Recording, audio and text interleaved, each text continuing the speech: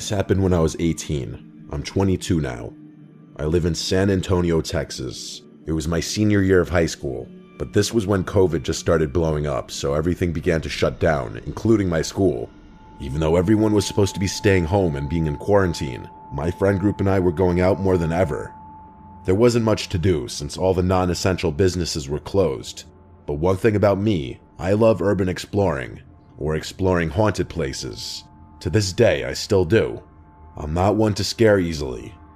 I've had a couple experiences with the homeless, cults, even had a gun pointed at me, but nothing compared to how odd and creepy this one instance I came across while exploring was. Moving forward, around this time, I started talking to a girl who I had a class with in high school. Her name was Clarissa. If it weren't for her matching my alibi of what happened this night, I'm sure none of my friends would have believed me. We were still kind of freshly dating, but I somehow convinced her to explore a wooded natural park at 3 a.m. here in San Antonio. The park is called OP Schnabel. It's relatively nice, safe, and very scenic during the day. But at night, it can be a dangerous place, and police usually roam the entrances to the area at night, keeping people away. In 2016, a 24-year-old woman named Lauren Bump was brutally murdered and stabbed over 20 times, and in 2021, a boy exploring the woods was shot. Clarissa and I get to the park around 3 a.m. It's super creepy and pitch black. The trees do a really good job at covering the moonlight.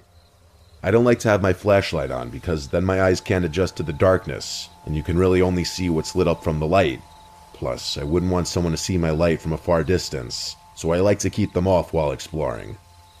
We were probably about 15 to 20 minutes in walking the main trail. I didn't plan to be in there for too long because it was kind of creepy and oddly quiet that night. I knew a trail that goes off the road that leads back to where my truck was parked. I told her we could take that trail, essentially making a full circle, instead of walking all the way back around. She agreed, and so we began walking through that off-road trail. We were probably only about 2 minutes into the off-road trail when suddenly, out of nowhere, a flute began playing. Clarissa and I stopped dead in our tracks and looked at each other, just listening. Whoever was playing it, it was super in cadence and sounded like it was playing some sort of piece of music. However, there was no time for me to process that it may have sounded good. It was creepy as fuck. As I said before, I don't scare easily, but 15 seconds into the flute solo, Clarissa began trembling in fear and on the brink of crying. I was kind of just listening. But when Clarissa started praying to God to save her and forgive her for her sins, that's when I realized the severity of the situation. To be clear, it was super hard to pinpoint where the sound of the flute was coming from. It sounded like it was coming from the direction of the previous main trail, which was parallel to where we were, with about maybe 30 to 50 yards of woods in between. But it was getting louder and closer, to the point where it sounded like the sound was right on top of us. Clarissa couldn't even focus because she was so scared. So I knew I had to man up and get us out of this situation. This is going to sound corny, but I told her, "Don't worry, I'm not going to let anything happen to you," and told her that we should run down the off-road trail to get away. So we did. We began to sprint. I believe the flute stopped playing, but it was hard to notice because I was more focused on getting the hell out of there. We only got about 30 feet, when out of nowhere, we heard the rustling of bushes and the snapping of leaves and twigs before something big dashed across the trail right in front of us. Now, this could have very well been a deer or some sort of bigger wildlife, but it was so strange because I could almost feel the size of whatever was in front of us. I don't know if it was from the wind or what. The only thing is, I never saw a silhouette or a shape of anything in front of us. Another strange thing is, I didn't hear it coming and I didn't hear it run away. I only heard the dash right when it was right in front of us. As soon as we felt and heard whatever dashed across the trail right in front of us, we obviously turned back around and bolted in the other direction until we got back to the original point where we heard the flute. And then, as if whoever was playing it was waiting for us to return, the flute started to play again, loud and right on top of us. This time it was almost chiming. It sounded like it belonged to some sort of Irish jig song or something, but the chiming was still in cadence. However, it was still impossible to pinpoint where the sound was coming from. It was just surrounding us. At this point, my fight or flight instincts kicked in because we were trapped. We had two options: Either go back into the off-road trail where we heard that terrifying dash right in front of us, or go back to the main trail where the flute and whatever psychopath was playing it was at. The off-road trail was definitely scarier because it was darker and surrounded by more dense forest, and at least the main trail was a cement path. Thus, I told Clarissa, who was still trembling in fear, let's start running down the main trail back to the truck. We ran back. Adrenaline was still pumping, so we cut the 20-minute walk into a 7 to 8 minute jog. And somewhere along the run, the flute noise must have stopped. Along the run back, there was a random porta potty, and I was scared to death because what if someone was on the other side or hiding inside of it, because it seemed to be somewhat parallel to where we were at earlier. Thankfully, I didn't see anyone, or signs of anyone ever having been there. In fact, my truck was the only vehicle in the area near the main entrance to the woods. We made it to the truck, and I sped far away from there. The next day, I told all my friends about it, and I looked all over the internet to see if anyone's ever come across anything like this. People claim to run into ghosts, cults, animals making terrifying noises, but a soft and rhythmic flute solo, I couldn't find anything on that. Or maybe I just didn't look hard enough. I tried to figure out all the possibilities.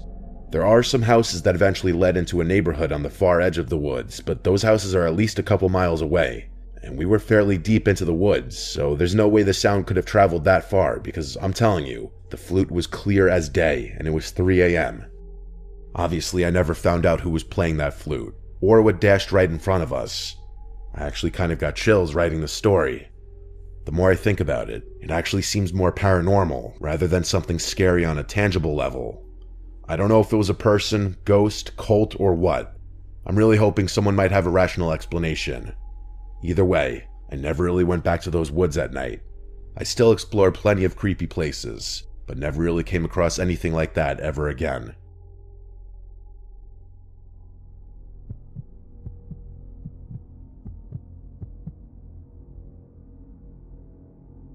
I'm a 20-year-old guy. I work at a medium-sized hospital in northwest Alabama as a pharmacy technician. I work an early night shift, 6 p.m. to 4 a.m. I'm also in charge of stocking the surgery rooms. I work for 7 days in a row, and then I have 7 days off. Working the 7 sucks, but the 7 off feels amazing.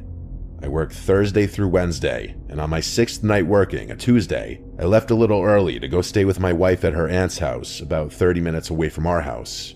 She was babysitting her little cousins while her aunt and uncle were on a trip. The house didn't have any curtains, so she felt uneasy for the few nights she was there. I didn't go with her at first because it was during my work week, and she told me there was really no point if I was going to get there around 5 a.m. and then go to sleep once the sun started to rise. But on her last night babysitting, she felt extremely anxious, so I told her I was coming over. She is stubborn, but she thanked me and felt so much better once I arrived. Working the night shift for the last 2 years has really taken a toll on me mentally, and I think I've started to develop some slight insomnia. I literally could not go to sleep after getting to my wife's aunt's house. This isn't anything new, but I had never stayed up for more than about 28 hours before. Even if I wanted to, I couldn't sleep because we had a really big day ahead of us. We had to drop her little cousins off at school, our friend was having a gender reveal party, we had to go shopping because we had no groceries at home since she had been away for the last 3 days, and I had to be at work at 6 p.m. I ended up falling asleep in the car for a little less than 10 minutes. I was really feeling that wave of sleepiness come over me, but I ended up getting a huge Red Bull and another energy drink once I got to work. I had my wife drive me to work and pick me up since my brakes needed to be changed and I wasn't driving my car, and also because neither of us trusted myself to drive her car on over 24 hours of no sleep. It was Wednesday night now, and I had been awake since about 2 p.m. on Tuesday afternoon. My shift started out fine. If I could stay busy, that tired feeling wouldn't really get to me. I put in my earbuds and was listening to music as I was stocking the surgery rooms with their meds. It was a weeknight, so there were still some late surgeries finishing up, and housekeeping was cleaning up some operating rooms that had been used. It's not uncommon for surgery personnel to come into the room I was in and grab something that the room they were using may be out of, so I usually turn around and at least smile, and they smile back.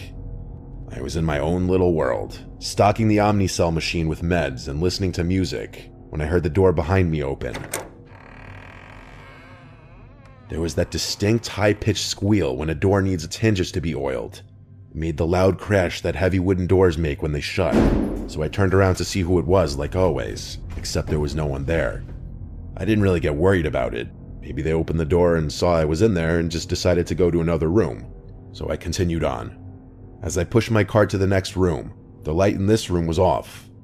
I opened the door, and I swear I saw someone hunched over by the Omnicell machine, digging through the sharps bin. If you don't know what that is, it's a bin where you dispose of needles and vials after use instead of just putting them in a normal garbage can. Someone had already been caught doing this before in search of morphine and consequently was fired. I turned on the light and was going to ask what they were doing, but when I turned the light on, there was no one there. Okay, now I was starting to get a little creeped out. I didn't know the time frame of when you could start hallucinating after not sleeping for over 24 hours, so I just told myself I was probably seeing things and needed to just calm down.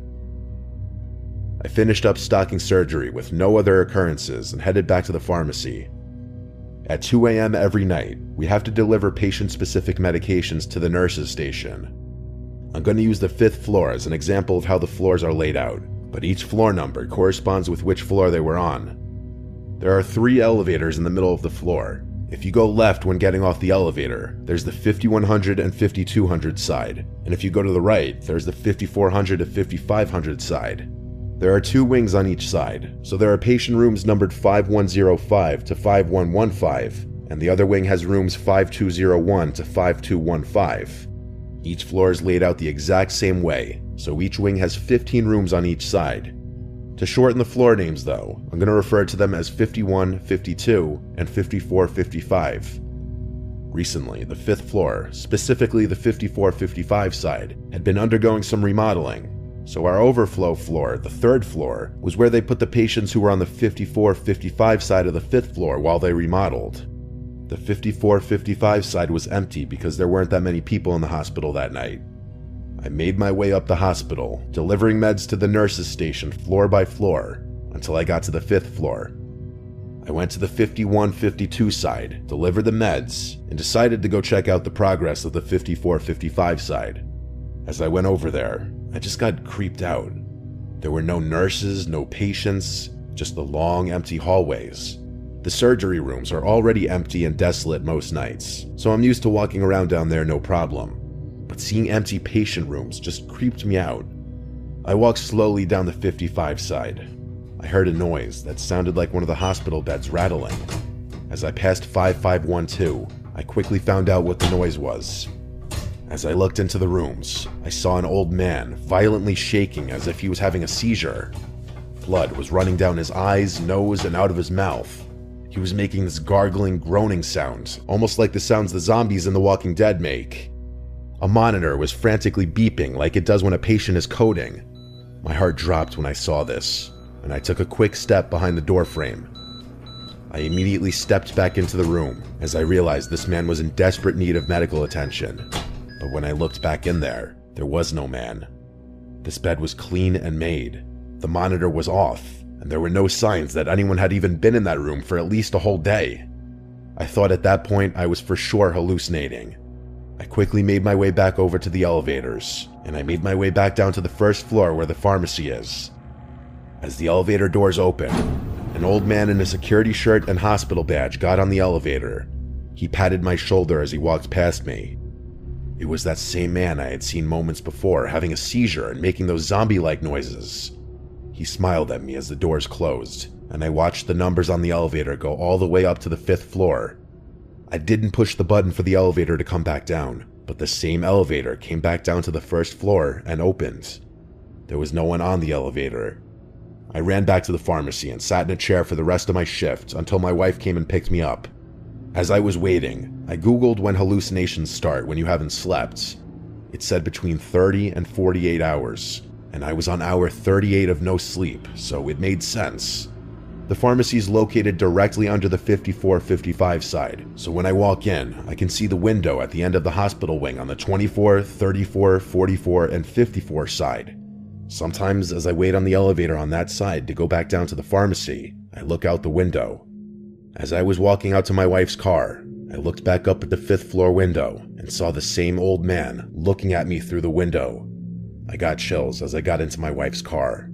I didn't say anything about what I saw that night. I'm not sure why I would have hallucinated that specific man, as I've never seen him before, and even if I have, he has no significance in my life whatsoever. I'm still not sure, though, if that was even a hallucination, or if what I saw that night was real. It certainly felt real.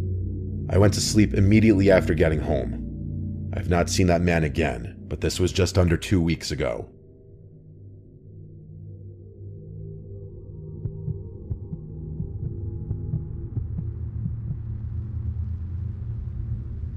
I live with my boyfriend in his house that he owns.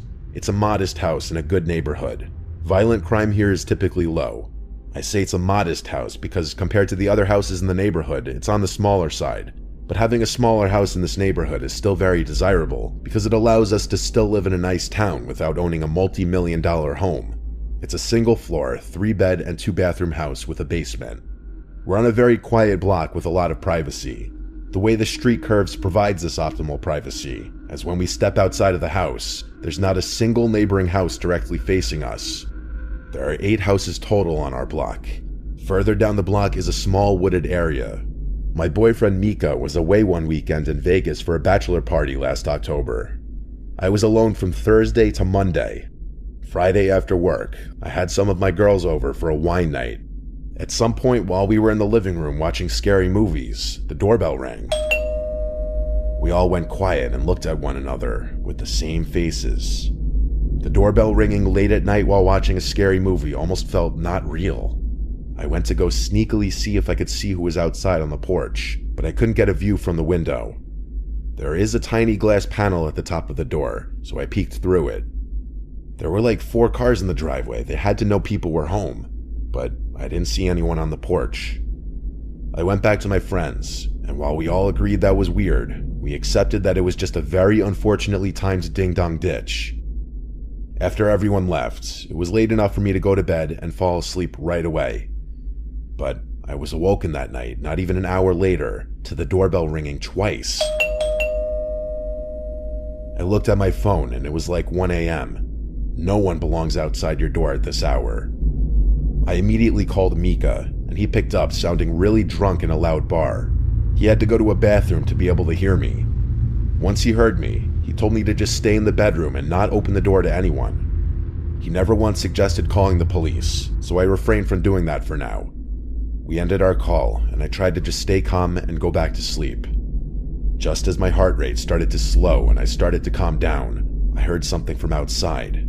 Some kind of clicking sounds until there was a knock at my window. And a male's voice said, "Hey, anyone home? I need some help out here." I thanked the Lord the blinds were closed. I couldn't see who was out there, and they couldn't see me. Instead of leaving, he knocked again on the window. He said, "I know you're home." This was what prompted me to call the police. I never heard the man outside walk away from the window. For all I knew, he was still standing outside of it. So I whispered the entire time while on the phone, reporting someone trying to break into my house. Call me dramatic or an embellisher, but I was scared and I wanted the police here ASAP. Within 5 to 10 minutes, the doorbell rang again, followed by loud knocks. I went out and approached the front door and asked who it is. A male's voice said it's the police. It was a different voice from the other guy. I looked through the glass and confirmed it was a couple police officers. I opened the door for them, and right off the bat, the taller officer in front walked right into my house without my even inviting him in. He said they were responding to my report of a disturbance, and I said there's a man lurking around the house ringing the bell and knocking on my window. I don't want to make a big part of my recounting this story about this particular police officer, but he was the rudest man I'd ever met. I felt like he was on a power trip. He was demeaning towards me, telling me to shush and talking over me while I was trying to explain. He also didn't seem to take my claims very seriously. His partner didn't say a word, he just stood in the back. The taller one asked me details that I'd already made clear I wouldn't have, such as what the man looked like, when I clearly stated that I hadn't seen him, and the officer actually said to me, "Well, you're the one who called us, ma'am. If you don't want our help, we can leave." I was taken aback completely. I'd never called the police before, and I never expected such a lack of professionalism. I apologized and said I'm just scared. It was around this time that the 2 officers walked around the house with their flashlights. They went full circle and then came back, but But honestly, they didn't really check very thoroughly. I watched them through the windows. They came back to the door and told me there's nothing they can do if I don't have any cameras or proof of the man trying to commit any wrongdoing. The two cops then left. I didn't feel any better at all, besides the fact that maybe whoever that man was saw I called the police. I went back to bed, and thankfully the next time I woke up was to sunlight creeping in through the closed blinds. It was around 10 a.m. It was Saturday, and that night my friend was having a Halloween party that I was going to help set up for. During the day, I did a little grocery shopping, and while I was at it, picked up some things for the party. My costume was Velma from Scooby-Doo, and my friend throwing the party was Daphne. I got to her house around 6 p.m. The party started at 9, and it really picked up around 10:30. I was there pretty late, like I probably left her house a little after 1 a.m. I was good to drive, as I didn't really drink much besides a few beers. When I got home, I immediately noticed a cool draft in the house. After setting my things down on the dining room table, I noticed a window open. I went to shut it, trying to remember why I would have opened it. I went to brush my teeth, but then when I came out from the bathroom, I noticed the basement door was wide open. I froze. This was when I started hearing this faint but consistent clicking sound. As I got closer to the basement stairs, I realized it was coming from down there. And then I got to the top of the stairs, and I looked down to the pitch black basement, and the clicking suddenly stopped. A voice from below suddenly said, "You're finally home." With that, I slammed the basement door shut and took my phone with me outside. I banged on the neighbor's door until he answered, and I chose to call the police in the safety of my neighbor's house. It was unfortunately the same two officers who returned to my house. My neighbor accompanied me as I went to speak with them this time, and I think that may have had some kind of impact on that taller cop's attitude. He wasn't as rude this time. He and his partner checked the house while my neighbor and I stood in the living room. Eventually, after their initial search, I showed them some of the spots I'd imagined someone could be hiding. I basically tore the entire house upside down, while also on the phone with my drunk boyfriend. When I was sure that no one was here anymore, I packed a bag to go stay with my sister until Mika came back. This time I locked every window before leaving. The main takeaway lesson from my story is if you have windows that open wide enough for someone to crawl through, make sure they're always locked when they're closed. We still live in this house today, but for a few months, I refused to be alone in the house for extended periods. I still have PTSD from this, and sometimes I have nightmares in which I think I'm hearing knocks at the window, and then I wake up.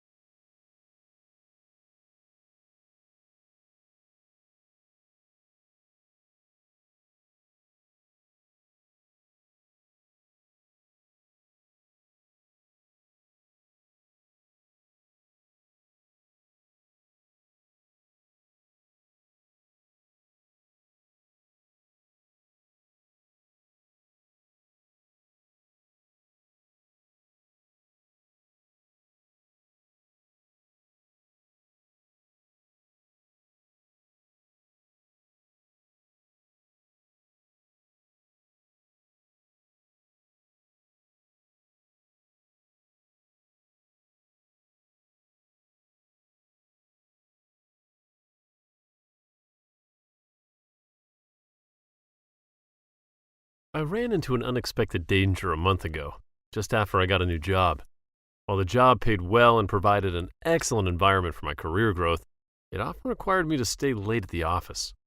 And the aspect I hated most about my new job at this time was the long commute to work. It took me about 40 minutes to drive from the city to the suburbs.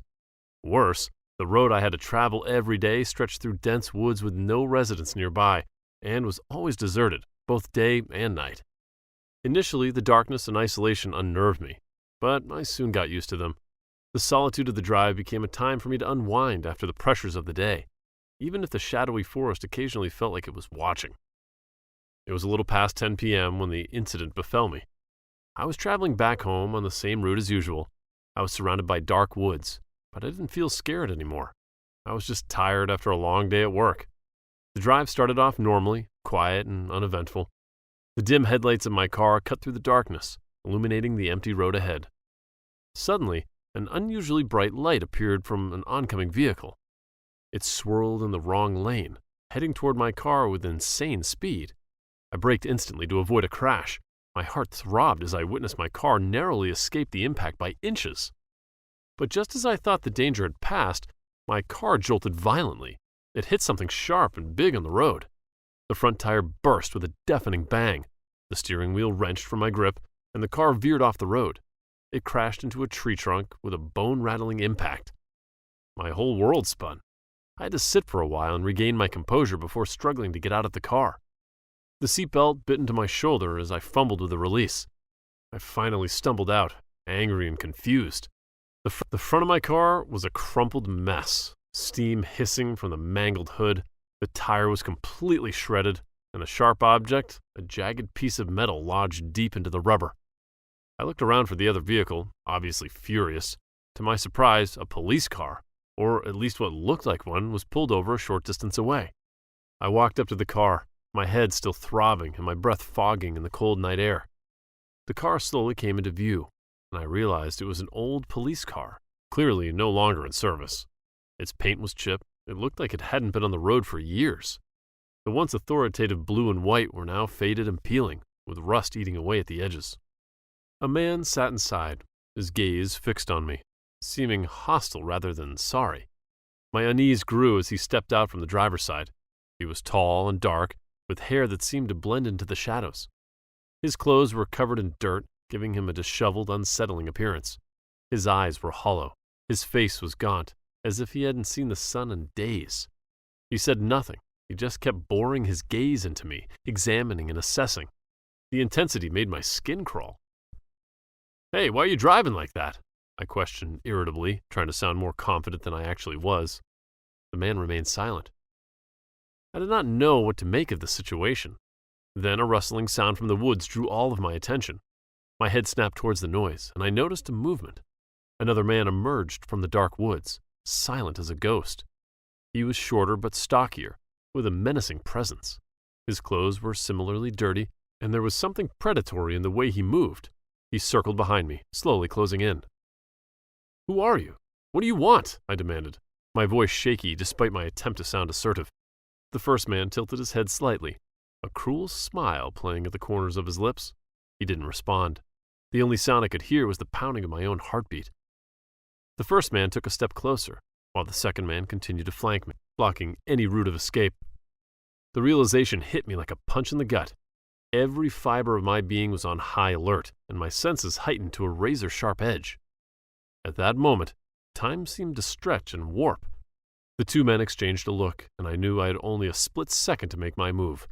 Without another thought, I turned and sprinted into the woods. The man charged at me. The fast-paced rustling behind me urged me to move faster and faster. I bolted into the dark without looking back, adrenaline propelling me forward. The darkness swallowed me up as I sprinted, branches slashing at my face and arms, but I didn't care to stop. Disoriented and terrified, I stumbled through the underbrush, trying to put as much distance between myself and my pursuers as possible. My surroundings were a blur of shadows and eerie sounds as I ran. The forest seemed to stretch endlessly, with every tree looking the same. I could hear the men crashing through the woods behind me, their shouts mingling with the rustling leaves. My breath came in ragged gasps, and my lungs were burning from the exertion. The forest floor was uneven, littered with fallen branches and roots that threatened to trip me at every step. The cold air stung my face, and my heart throbbed in my chest. I knew it was about to reach its limit, but I didn't dare to slow down, not one bit.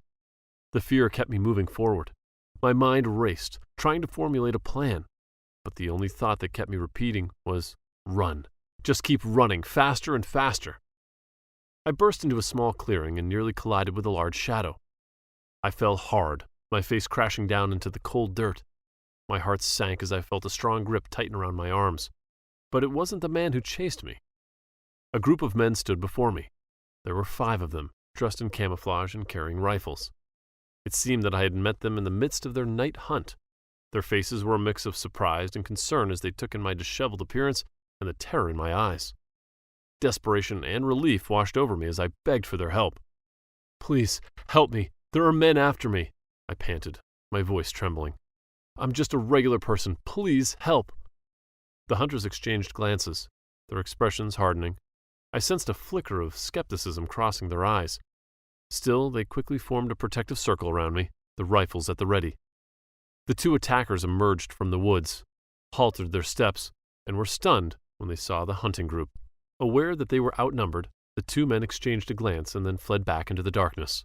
The hunters were puzzled and concerned as they listened to my explanation of the whole situation. Eventually, they all agreed to cancel their hunt and decided to escort me to the nearby police station. As we made our way through the forest, the hunters kept a close eye on our surroundings. I tried to calm my racing heart, but the fear still gnawed at the edges of my mind.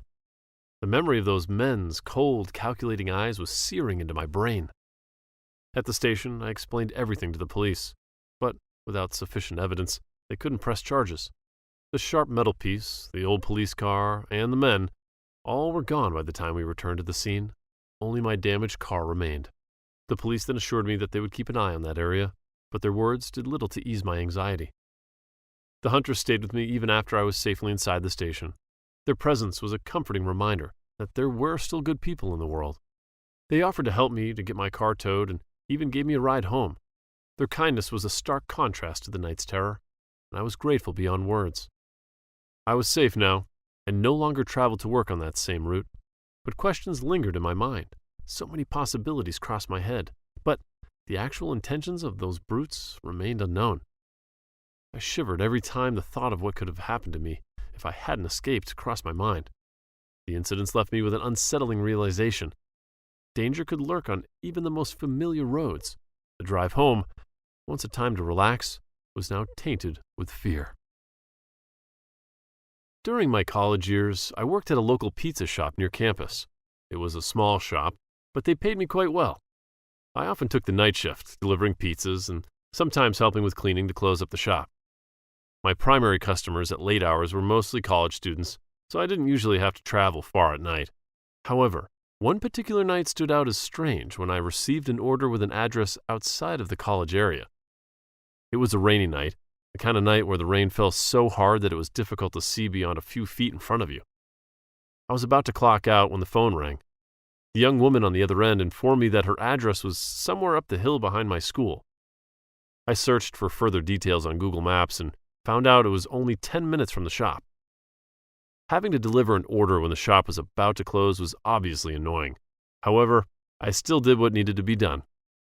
I waited for my colleague to prepare the pizza, double-checked the order, packed it neatly, then grabbed my raincoat and headed out. The rain pounded on the roof of my car as I drove away.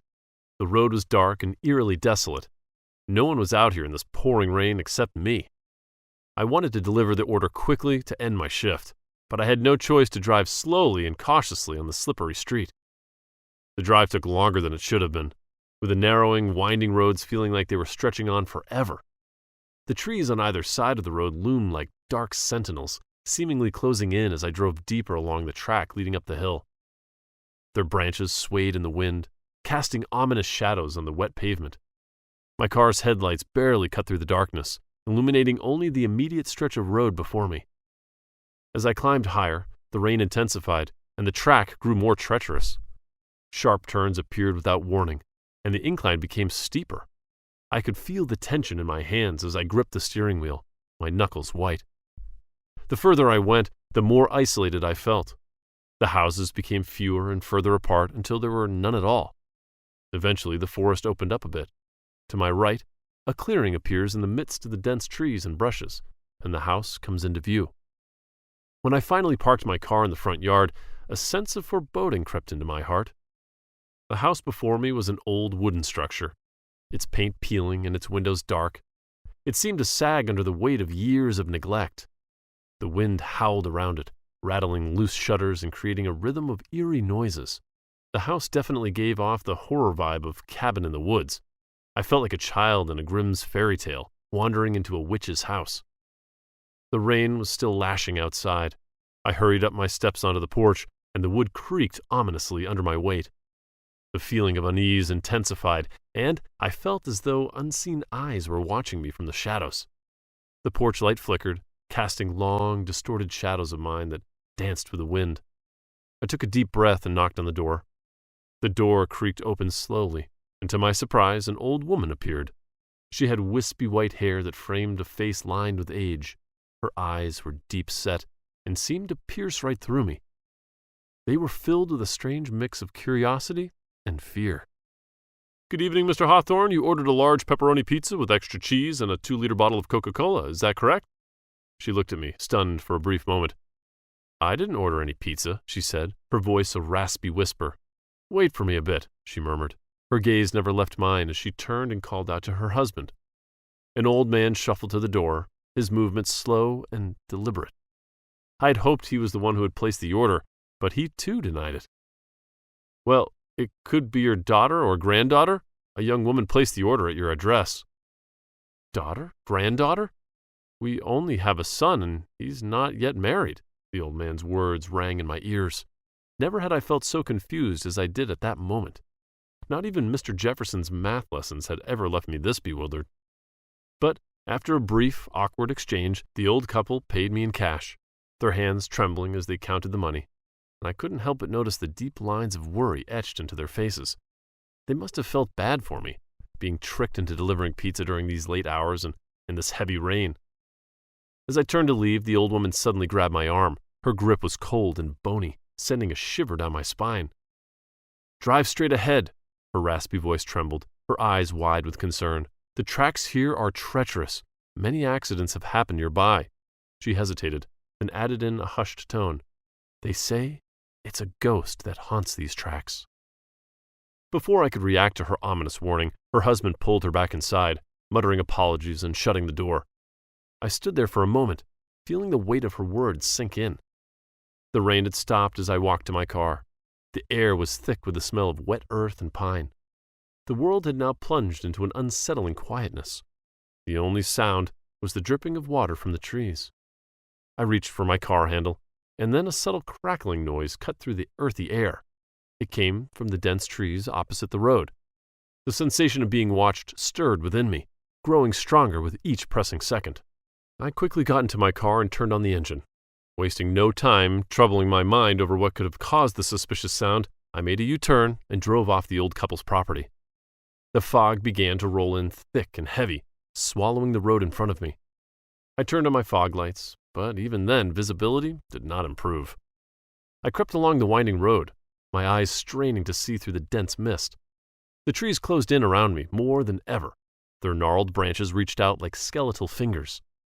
The fog was so thick that it muffled all sound, creating an eerie silence. My own breathing seemed too loud, echoing in the confined space of the car. The only thing I could hear was the soft hum of the engine and the occasional drip of water hitting the roof. The fog hung thicker as I patiently crawled along the track, wary of my surroundings. That was when I caught sight of something odd. A figure waving at me. It seemed like a young woman was signaling me to pull over. Her figure was blurry, almost ethereal, and I couldn't make out any details. It was a vague silhouette standing in the middle of the road. I slowed down even more, trying to get a better look. However, the figure seemed to only drift further away, as though it were just a shadow imprinted on the veil of fog. I didn't notice the oncoming car until it blared its horn. The sudden sound shattered the silence and sent my heart racing. I realized I had driven my car into the wrong lane of the track. I jerked the wheel to the side. My car avoided the vehicle ahead in a second, skidding on the wet road. My heart pounded as I fought for control, finally bringing the car to a halt just inches from the cliff's edge. The headlights of the other car briefly illuminating the fog, revealing nothing but an empty road where the figure had been. Breathing heavily, I forced myself to focus solely on the road ahead, refusing to look at the sides where the figure had been. My hands were shaking, and I had to take several deep breaths to calm myself before continuing. The drive back felt like an eternity, each turn of the wheel a battle against the fear that gripped me. The fog continued to cling the road, and the feeling of being watched never left me. Every now and then I catch a glimpse of movement in the periphery of my vision, but I refused to turn and look. I knew there was nothing there. It was as if the fog itself was alive, playing tricks on my mind. Finally, the lights of the town came into view, and the oppressive weight lifted slightly from my shoulders. I drove straight to the pizza shop, the familiar surroundings bringing a small measure of comfort. I tried to rationalize what had happened, blaming the eerie experience on my tiredness and the ominous warning from the old woman. It must have been the fog that played tricks on my mind, and the near accident was just a result of my overreactive imagination. However, deep down, I couldn't shake the feeling that something more sinister had happened on that dark, rainy night. From that day on, I made sure never to take late-night orders to isolated places. The incident happened to me on a night drive months ago. That night, I was coming back from my uncle's house after my cousin's wedding. It was a special occasion that allowed me to catch up with my close relatives. Having too much fun with my uncle's family, I lost track of time. It was past 10 when I decided to head home. Noticing that I was a bit tipsy and dizzy, my uncle insisted that I stay with his family for the night. It was too late at night, and the drive back home was long. It would take me at least an hour and a half to reach my home. Naturally, I would love to stay. However, I had an important meeting the next day, so I had to turn down his thoughtful offer and hit the road. A storm was about to sweep in, though, as I drove on the highway. The journey from my uncle's house to mine stretched through a mountainous area, surrounded by dense forest. It was an isolated route, and as I expected, I barely saw any other vehicles pass me for miles. The effects of the alcohol began to take their toll. I regretted having that last drink, as I now had to fight off drowsiness. The wind outside continued to howl, and the trees seemed to close in. Their dark forms were wiggling violently in a creepy rhythm, which somehow helped me stay awake. The first drops of rain splattered against the windshield, and I became more alert. Landslides had occurred in this area before, and I knew it would be dangerous to drive through this region during a storm. Focusing solely on the road ahead, I clutched my steering wheel tight, hoping to get home before the storm fully hit. However, the further I went, the highway's chaotic winds and the storm's anticipation faded away. In accordance with the change in weather, the road ahead of me grew gradually narrower. The trees seemed to close in even more, forming an oppressive tunnel. Eventually, the dark, stormy sky disappeared behind the dense foliage of the forest. The chaotic world outside quickly plunged into an eerie silence that gave off an uncanny vibe. The wind had stopped howling, and the trees had stopped swaying. I heard no other sounds of nature around me, absolutely nothing. The only rhythm filling the air was the hum of my car's engine. Something was off. I swear at that moment the world had come to a complete standstill. It felt as if I was driving through a giant canvas in a film studio. Before I could react to the sudden change in my surroundings, the path under my wheels turned muddy. Darkness enveloped everything, with only my car's headlights piercing the gloom, revealing nothing but more desolation. My GPS assured me I was on the right track, so despite the growing sense of unease, I pressed on. Hidden behind the trees, houses gradually appeared, and I found myself stumbling across a strange town. The town had an unsettling uniformity. Every house looked identical, their front yards adorned with weird wooden symbols resembling a stickman inside a circle. The sight sent shivers down my spine. The houses stood silent, staring at me with dark, hollow windows. As I drove slowly through the town, I couldn't help but notice the complete absence of any modern signs of life. There were no streetlights, no parked cars, and no sounds from televisions or radios. Not even the rustling of leaves or any nightlife could be heard. Only unnatural silence remained. I moved closer to the side of the street, trying to get a better look at the symbols in front of each house. Each was meticulously crafted, the wooden figure, grotesque and unsettling, casting long, twisted shadows in the dim light of my headlights. They seemed to be guardians of some ancient, malevolent secret. I shivered as the feeling that I had lost myself in a foreboding land clouded my mind. The deeper I went, the more the dread grew inside of me. I tried to reassure myself that it was just my imagination playing tricks on me. After all, it was late, I was tired, and my mind was still foggy from the alcohol. But then I heard it, the faint sound of people cheering and humming. I crawled my car forward. The cheering grew louder as I approached, but there was something deeply disturbing about it. It wasn't the joyous sounds of celebration. It was a fevered, almost maniacal chanting that sent chills down my spine. From a distance, I saw a large crowd gathered around a massive fireplace. They were engaged in some sort of ritual. Their movements were synchronized and unsettling. The fire in the center of the gathering was enormous, its flames licking the night sky and casting a hellish glow over the scene. The familiar symbol at the center of the fire was larger and more intricate than I had seen before, and it seemed to pulsate with a life of its own. The people moved around it in a trance-like state, their eyes glassy and unfocused, their mouths moving in unison as they chanted words in a language I couldn't understand. Those people seemed oblivious to my presence, entirely consumed by whatever dark ceremony they were performing. I stayed hidden behind a large tree, watching in terror as the ritual unfolded. The air was thick with the smell of burning wood, and something else, something metallic and acrid that made my stomach turn. I caught a glimpse of the face of a man as he slowed down his movement. Panic surged through me as I saw it was drenched in a thick red liquid. My mind jumped to the conclusion that it was blood. A particularly loud cheer snapped me out of my trance. I realized that I needed to get out of there fast. I quickly made a U-turn, my heart pounding so hard that it felt like it would burst out of my chest. As I sped away from the town, I glanced in the rearview mirror and saw the fire's glow fading into the distance.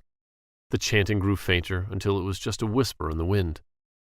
My heart would not stop racing as I sped back to my uncle's house, the sense of dread not letting up until I was far away from that eerie place. I drove as fast as I could, and the image of the ritual burned into my mind. My thoughts were a jumbled mess of fear and confusion. What had I just witnessed? Was it some kind of cult? A secret society?